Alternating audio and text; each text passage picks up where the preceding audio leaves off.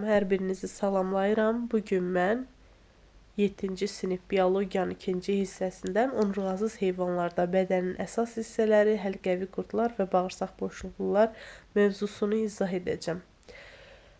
Deməli, ümumiyyətlə həlqəvi qurdlar haqqında ümumi məlumat versəm, həlqəvi qurdlar onurğasız heyvanlara aiddir. Bunların 8000 növü vardır. Həlqəvi qurdlar dənizlərdə, şirin sularda, torpaqda yaşayırlar. Bədənləri buğumludur və bunun nəticəsində də bədən həlqə şəkillidir. Dəri əzələ hissəsi yaxşı inkişaf etmişdir. Epiteli, həlqəvi, uzununa əzələlərdən ibarətdir. İlk dəfə olaraq bunlarda ikinci bədən boşluğu, yəni selom yaranmışdır. Bədən bir qatdan ibarətdir, divarla örtülmüşdür. İçəridəki, yəni bədən boşluğundakı selom maye ilə doludur. Skelet və maddələr mübadiləsi burada gedir. Yəni bu selom həm də skelet rolunu oynayır. Yaxşı inkişaf etmiş qan damar sistemləri vardır. Bəzi nümayəndələrində tənəffüs sistemi də vardır. Məsəl üçün qum qurdunda qəlsəmələrlə tənəffüs var. Daha sonra bəzilərində deməyək, metanefridial qıf şəkilli borcuqları vardır ki, bu da ifrazat sistemi orqanlarına aiddir. Daha sonra nə deyə bilərik? Sinir sistemi udlaq ətrafı, sinir halqası və qarın sinir zəncirlərindən təşkil olunmuşdur. Əksəriyyəti hermafroditdir. Mayalamaları çarpaz yolla gedir və bunlar 3 sinifə ayrılır, həlqəvi qurdlar. Bunların sinifi hansılardır? Deməli, az qıllı qurdlar, çox qıllı qurdlar sinifi və zəlilər sinifi olmaqla bölünür. Və bir də bunu qeyd edim ki, qan damar sistemi ilk dəfə soxulcanda yaranıb. İlk tənəffüs qum qurdunda, yəni buğmayaqlar yox, həlqəvi qurdlarda, üzrlə hesab edin, həlqəvi qurdlardan ilk dəfə qum qurdunda qəlsəmə tənəffüsü yaranıb. Yəni bu isə çoxqıllı qurdların nümayəndəsidir. Onurğasız heyvanlar sayına görə üstünlük təşkil edirlər. Onlar bütün yaşayış mühitində təsadüf edilir. Heyvan və bitki orqanizmdə parazitlik edən nümayəndələr də vardır. Onurğasız heyvanlarda müxtəlif bədən quruluşlarına rast gəlinir.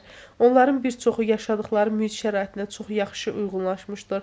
Həlqəvi qurdlar, bağırsaq boşluqlar, dəri tikanlar, mollyusklar, buğmayaqlar geniş yayılmış onurğasızlardır. Deməli, sadaladığımız heyvanların hər biri onurğasız heyvanlardır.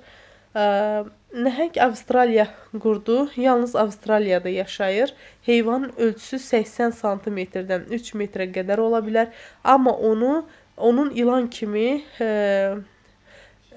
nə möhkəm çənələri, nə də zəhər vəzisi olur. Çünki o qurddur. Daha sonra, yəni onurğasızdır. Həlqəvi qurdlar. Həlqəvi qurdlara müxtəlif mühitlərdə rast gəlinir. Onlar torpağın səthində və yeraltı hissəsində, şirin və duzlu su hövzələrində yaşaya bilirlər. Okeanlarda bu heyvanların bəziləri suda üzür, digərləri isə suyun dib hissəsində az hərəkətli olur. Buradan soxulcanın bədən quruluşu verilmişdir. Bədənin ön hissəsi vasitəsilə torpağı dəlir və torpağa daxil olur. Kəmər hissəsində deməli, mayalanmış yumurta hüceyrə, yəni mayalanma prosesi burada gedir. Daha doğrusu, bu kəmər bədəndən çıxır və baramaya çevrilir. Baramanın içərisində isə soxulcanlar inkişaf edir və xaric olur. Daha sonra burada heyvanların bədəni eyni segmentlərdən, buğumlardan ibarətdir. Yəni, buğumlu bədənə malikdirlər. Bir çoxları üçün xarakterik xüsusiyyət olan, onlarda qılcıqların olmasıdır. Bədən qıl örtüklərlə deməli örtülmüşdür. Və qum qurdunda və nereiddə də belə qılcıqlar olur. Ona görə onlara çox qıllı qurdlar deyilir. Onlar bədən buğumların yan hissəsinə yerləşən ayaq pərlərinin üzərində olur və bu qurdlar ayaq pərləri vasitəsilə üzürlər. Həlqəvi qurdların dəri və əzələlərdən ibarət dəri əzələ hissəsi var. Dəri altında həlqəvi, ondan altı isə uzundan yerləşmiş əzələlər olur. Deməli, dəri əzələ kisələri var ki, dərinin altında həlqəvi əzələ, həlqəvinin altında isə uzun əzələlər olur ki, bu əzələlərin növbə ilə yığılıb açılması sayəsində hərəkət edə bilirlər. Məsəl üçün, eninə əzələ yığılanda soxulcanın bədəni uzanır. Uzunlu əzələlər yığıldıqda isə deməli soxulcanın bədəni qısalır. Deməli, eninə əzələ yığılanda soxulcanın bədəni uzanır, nazikləşir və uzanır. Uzunlu əzəlilər yığıldıqda isə soxulcanın bədəni qalınlaşır və qısalır. Zəllilərdə isə bədənin ön və arxa hissəsində tərəfində sormacılar yerləşir. Ön sormacıların köməyi ilə zəllilər şikarını tutur və hər iki sormac vasitəsilə hərəkət zamanı müxtəlif əşyalara yapışa bilir. Onlarda ayaq çıxıntıları və qılcıqlar olmur.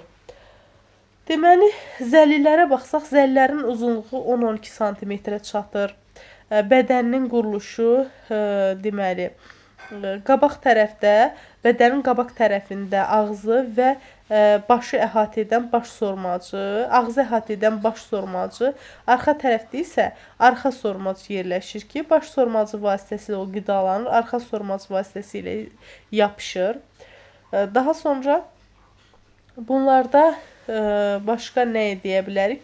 Bunlarda tüpürcək vəzləri ilk dəfə inkişaf etmişdir və hirutin fermenti vardır ki, bu da qanın laxtalanmasının qarşısını alır. Daha sonra bağırsaq boşluqlara gəldikdə, bağırsaq boşluqların bir çoxu dəniz və okeanlarda, bəziləri isə şirin su hövzələrində yaşayır. Onlarda həm suyun səthində, həm də dərinliklərində rast gəlinir. Çünki onların deməli, polip və meduza növləri vardır. Ümumi məlumat versəm, dedik ki, dənizlərdə, şirin sularda yaşayırlar. Çoxuciyirəli heyvanların sadə quruluşun nümayəndələridir. Çoxuciyirəlik buradan başlanğıcını götürüb. Daha sonra bədənləri kürüşem qatından xarici ektoderma, ekto xarici deməkdir. Daxili endodermadan ibarətdir. Mezoderma qatı bunlarda yoxdur. İlk dəfə mezoderma qatı yastı qurdlarda yaranıb. Toxuma və orqanlar tam formalaşmamışdır. Şüalı simmetriyaya malik olurlar. Oturaq həyat tərzi keçirən nümayəndələrinə polip çox ayaqlı deməkdir Yunanca. Fəal hərəkətli olurlar. Olanlar da var, daha doğrusu. Onlar isə meduzalardır. Tipin səciyyəvi əlaməti bağırsaq boşluğunun və bədən üzərində dalayıcı hüceyrələrin olmasıdır. 3 sinifi var: hidrozoalar, sifoid meduzalar və mərcan polipləri. Daha sonra dedik ki, bağırsaq boşluqlarının fəal hərəkət edən və pasiv oturaq həyat tərzi keçirən nümayəndələri vardır ki, bağırsaq boşluğunun oturaq həyat tərzi keçirən nümayəndələrin polip dedik. Fəal hərəkətlər isə meduza. Poliplər döşənək hissəsi ilə sudakı cisimlərə və ya dip səthə yapışırlar. Bədənin qolcuqları ilə əhatə olunmuş ağız hissəsi yuxarıda yerləşir.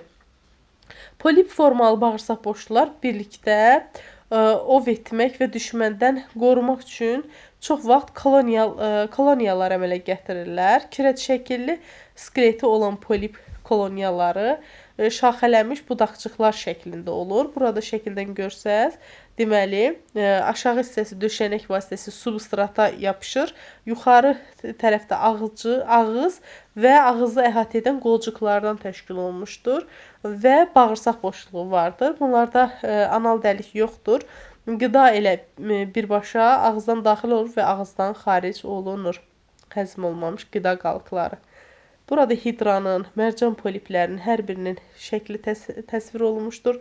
Meduzanın bədən quruluşu da şəkil kimi verilmişdir. Yəni, Aureliyanın, stavromeduzaların şəkli verilmişdir ki, məsəl üçün, sifoid meduzalar sinifinə aiddir bunlar. Nümayəndələri nədir? Sifoid meduzaların Aurelia, Siania, qulaqlı meduza, roplema, kök ağız meduza, stavromeduza. Stavromeduza qıfa oxşayır. Deməli, bunlar dibdə yaşayırlar, üzə bilmirlər. Və insan tərəfindən yeyilən meduzalar da var ki, məsəl üçün, qulaqlı meduza ilə roplema insan tərəfindən yeyilir və bunlar ayrı cinsiyyətlidirlər, hermafrodit deyirlər. Ümumiyyətlə, hidraların, bağırsaq boşluqlarının daha doğrusu, elə hidradan götürsək, onların həm hermafrodit, həm də ayrı cinsiyyətli nümayəndələri olur. Ancaq meduzalar ayrı cinsiyyətlidirlər. Daha sonra baxaq. Bunların bədəni çətirə bənzəyir. Aha. Burada isə məlumat verilib, bəzən dənizin tropik meşələri də adlandırılan cəlbedici mərcan rifləri əsasən koloniyalarla yaşayan mərcan poliplərinin həyat fəaliyyəti nəticəsində okean və dənizlərin dibindəki qayalıqlarda əmələ gəlir.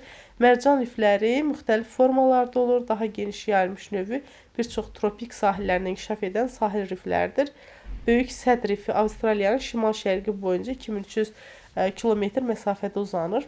Məsəl üçün, bağırsaq boşluqlardan mərcan poliplərini desək, mərcan poliplər sinifində bağırsaq boşluqlar tipinin ən geniş yayılmış sinifidir ki, əksəriyyəti tropik dənizlərdə yaşayır. Bədənləri parlaq rəngdə olur, çiçəyə bənzəyir. Tək formada olanlar da var, koloniya formada olanlar da var. Tək formada olanlarına aktiniyalar, koloniya formada olanlar isə qırmızı mərcan polipləri deyilir. Daha sonra bunlarda bəzən xərçənglər və mollyusklarla simbioz həyat tərzi keçirirlər, tumurcuqlanma yolu ilə sürətlə artırlar, mərcan adalarının əmələ gəlməsində iştirak edirlər. Deməli, koloniya halında yaşayan qırmızı mərcan polipləri məhv olmuş kirət skeleti mərcan adalarını yaradır. Sakit və Hind okeanının tropik hissəsində vardır. Əksər meduzalar hərəkətli həyat tərzi keçirirlər. Çətirəbənzər bədənləri aşağı hissəsində qolcuqlar və ağız yerləşir. Meduzalar reaktiv hərəkət prinsipi ilə üzürlər. Deməli, reaktiv hərəkət bir də var idi hansında?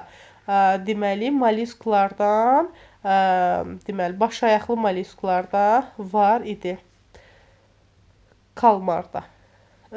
Sonra meduzalar reaktiv hərəkət prinsipi ilə üzürlər. Onlar öz çətirlərinin içərisindən suyu püskürərək hərəkət edilir. Yəni suyu aşağı, özləri isə əks tərəfə, yəni suyun istiqamətinə öz bədənləri əks istiqamətdə hərəkət edir.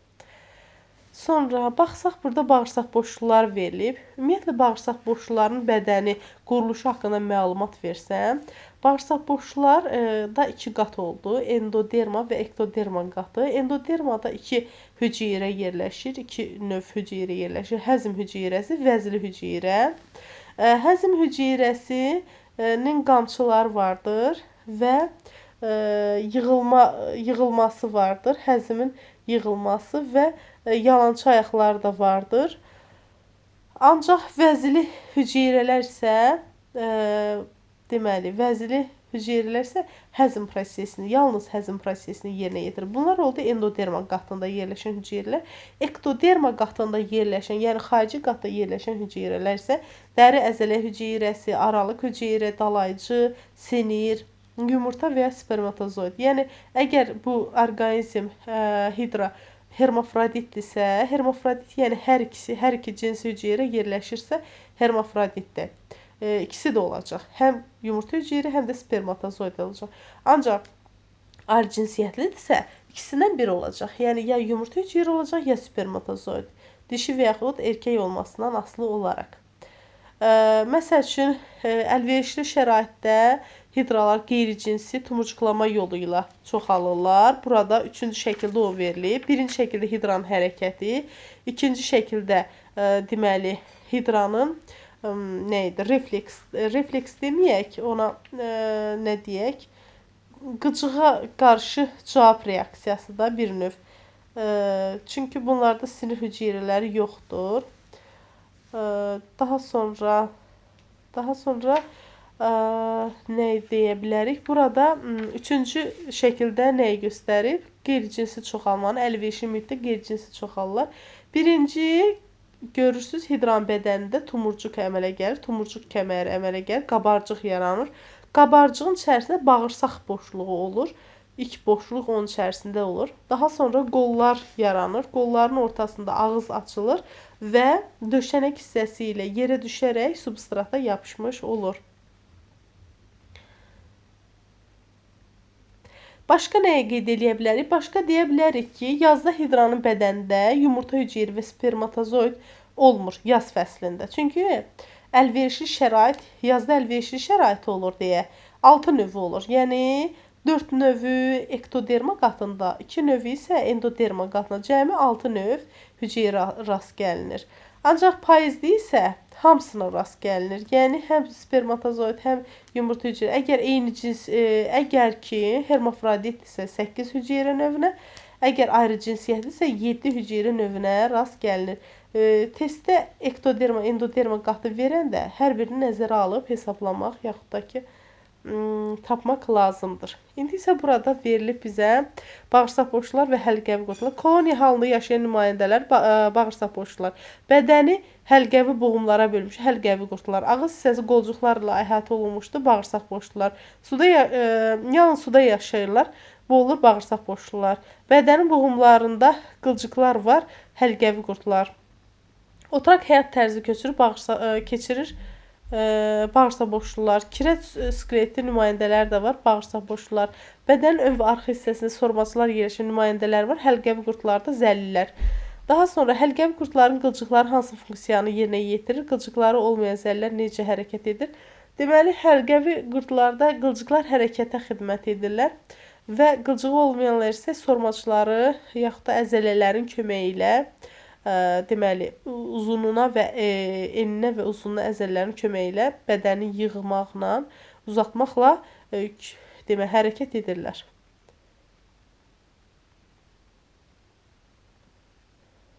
Bu mövzu haqqında bu qədər.